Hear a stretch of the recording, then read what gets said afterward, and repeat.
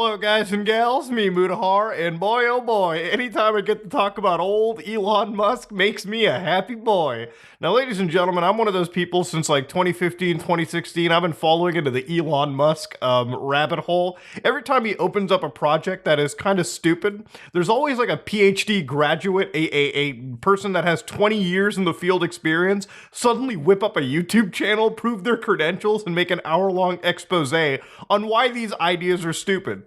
Heck, if you ever look up the Boring Tunnel, you'd be surprised to find out all the people roasting him for basically creating a tunnel with less volume throughput all the way through Las Vegas. Yeah, man, having 4 people sit in a Tesla Model Y and drive through a tunnel is a lot better than having a train, right? Woo, innovation. And of course, you'll always find people who are like, damn, you're selling a $100,000 Tesla, but suddenly the charge port is a point of failure? Yeah, no joke. If you live in Canada where like snow happens, ice happens, like New York, and all of a sudden your charge port gets caked in ice, and once you thaw it, it actually fails to open.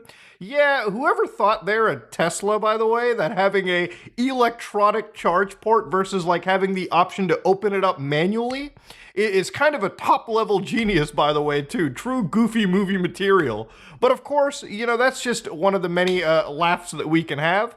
I generally always look at Elon Musk as a kid who grew up with too much money, buying companies like PayPal and Tesla, and kind of getting really lucky in the process, being surrounded by really talented individuals. Now, of course, Twitter's a whole different story, boyos. Woo, it's a wild one. Now, Twitter for me is a hilarious website because the idea of paying monthly for Twitter is such a joke. You shouldn't ever need to pay monthly for a social media application. Twitter is something you use primarily when you're on the bathroom taking a dump. I would much rather pay for Netflix. Dog, I would much rather pay for anything else over something that I use in the bathroom. The whole point of a social media service is the more like garbage you have flooding it, the more discussion, the better it is. Now, of course, Twitter Blue, aside from offering a vanity checkmark, which I think if you pay for a checkmark, I think if you care or covet the checkmark that hard, you should probably go to like the doctor, okay? Because I think you have a little bit of an issue going on up here. Because guess what? Nobody in the real world cares about the check mark. People just move on with their days. I think it's cool to not have a check mark and have a high activity account. That's just me saying. That's like the ultimate flex, dude. But of course, beyond all of it, you get a couple features like editing your tweets, doing a bunch of dumb things. But yesterday, when I was coming home from the city, I was meeting up with some friends. My buddy's having a kid, so, you know, congratulations on that. And I realized, damn, let's open up Twitter here real quick. Oh no, they gave us a little bit of a message. The message says you must remove text message two-factor authentication. Whoa! Only Twitter Blue subscribers can use the text message method. It'll just take a few minutes to remove it. You can still use the authentication app and security key methods. So of course, this was really wild to me because it literally smells like cost cutting. Now don't get me wrong, this is a paywalled security feature. But they didn't leave you completely in the dark, buckos. They just passed the buck off to other companies, and they pretty much required that you don't use the service that's costing them a few pennies, well, not a few pennies, internationally 60 million a year, as according to Musk. Now, what do I think about paywalling a security feature? I'm a bit torn. I think it definitely smells of desperation, and I think the wording is hilarious. It's like for the Twitter Blue morons who have already failed the test in life, they're just telling them, hey guys, you can pay for a weaker two-factor authentication feature. Now, I want to just take my time to talk about two-factor authentication because I am one of the channels that focuses on computer security. It's one of my pillars. It's one of the things that I like talking about. I think it's a great evolution from talking just purely about scams, but also how to protect yourself from scams and in doing so computer hacks, right? I think it's a great focus on my channel. It's a great way to use the abilities that I have. So, when I'm talking about two-factor authentication, it's basically the extra step after you use your password. That's why we call it the two-factor authentication. So you type in your username, you type in your password. It used to be you sign into the website. So somebody could figure out your username and password, hack into your account, do whatever they wanted. So what the text message used to do was, hey, you signed in with your password. Okay, now prove it's you. So they would send your phone, which is believed to belong to you, a text message, a 6-digit code. You put it into the website and bam, you're in. Now, there are a few problems with, obviously, the two-factor authentication. One is it is expensive. It does cost Twitter $60 million a year. Now, again, the reason I say it's like really desperate cost-cutting measures is Elon Musk bought a company and he should have known that Twitter is always a loss company. It's always a company that's going to be in loss. Most social media services really just are. And honestly, it's not just Twitter that suffers from this. I would argue Google, Microsoft, really any big tech company suffers from this money being lost. I'm sure a lot of these companies look at it as kind of like a tax offset or a loss they can write off. But for Twitter, every penny counts, especially trying to make it super profitable. However, the problem with SMS verifications is things like SIM swapping or SIM duplication. So imagine if somebody figured out my password and now they know my cell phone number, they could just SIM hijack me, they could SIM swap me, meaning that if you ever notice that, oh wow, I lost all the service to my phone, or I'm not receiving calls or texts, you might actually be SIM hijacked, which means somebody else is receiving your calls, your text messages. You can understand how it makes SMS insecure.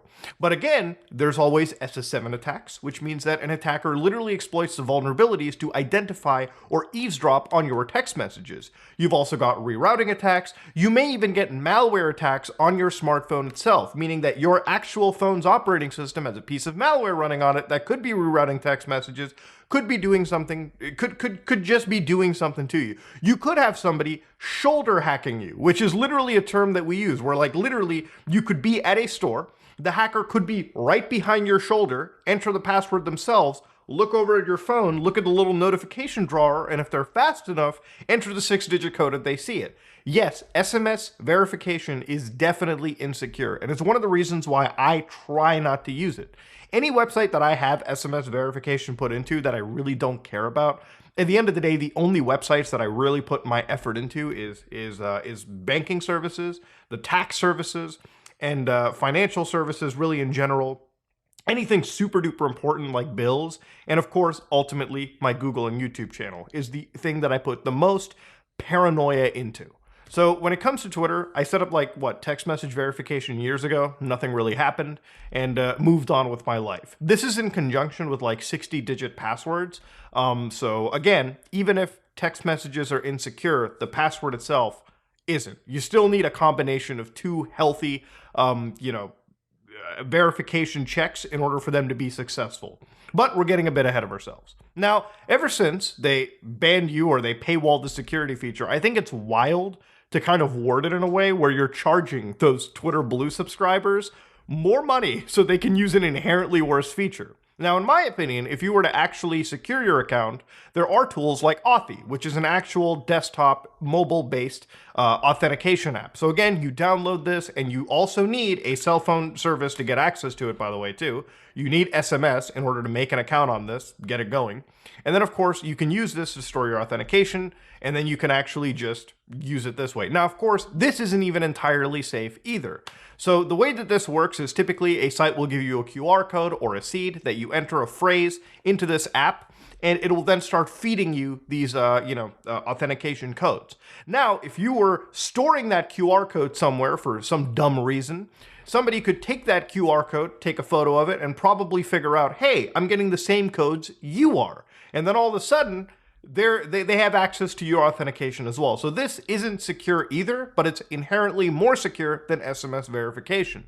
Now again, SMS verification existed because companies wanted it so that you can actually, A, prove who you are, and also reduce bots as well. You'll notice a lot of multiplayer games, like a lot of ranked games like Call of Duty, Rainbow Six Siege, are now forcing you to use cell phones to authenticate yourself so that they can cut out all the bots and anybody that's possibly ban evading as well, they can get rid of them too. Just because it's harder for you to have a new cell phone versus a new email address every month to verify yourself.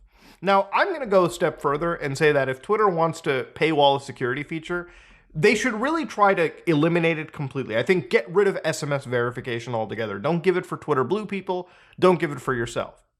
You could do things like PayPal where they literally allow you options to use WhatsApp or I think Signal. I use Signal as a way to message. I don't even use basic text messaging anymore, but they could allow you to use things like Signal or WhatsApp, a sort of a proxy. You still have to prove your cell phone to them, but using their services, it would be far more freer and cheaper than relying on text messages, which cost Twitter like what?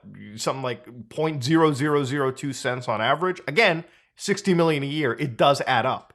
Now, I would go a step further and just say buy a security key. I buy a YubiKey. I'm not sponsored or anything. I literally have a security key from them just for a lot of the accounts that support it, which in this case, Twitter actually does.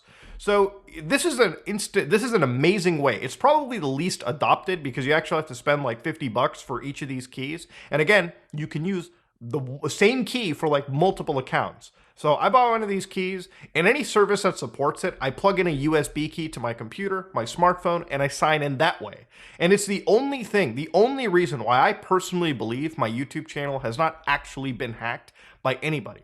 Same with any service that allows me to use a security key. It's probably the strongest form of two-factor authentication. You know, it's something you keep around your car keys, your wallet, and you never, ever lose it. And it's something that I think most services should steer you to using, right? Now, at the end of the day, Twitter Blue being the exclusive receivers of the SMS verification is both hilarious to me because you know it's just a pure cost-cutting measure by Elon, you know, a way for them to just relegate it, get the bots out from using it, because there is a big problem. The reason why Elon was losing 60 million a month, and that was just in scams, was because shady telecom companies were actually like running bots to build Twitter, like basically just flood Twitter with these fake requests, and they would make 60 million off of Twitter every time they would send out a text message verification step. So again, it's a way for them to cut costs, but I think it's stupid phrasing it in a way where you're trying to make it sound like the cool feature for some of these Blue subscribers. I think you should eliminate it entirely, or back-end it to WhatsApp or Signal, or just force people into using authenticator apps or security keys. Security keys will be too tall of an ask. Not everyone can afford a $50 security key.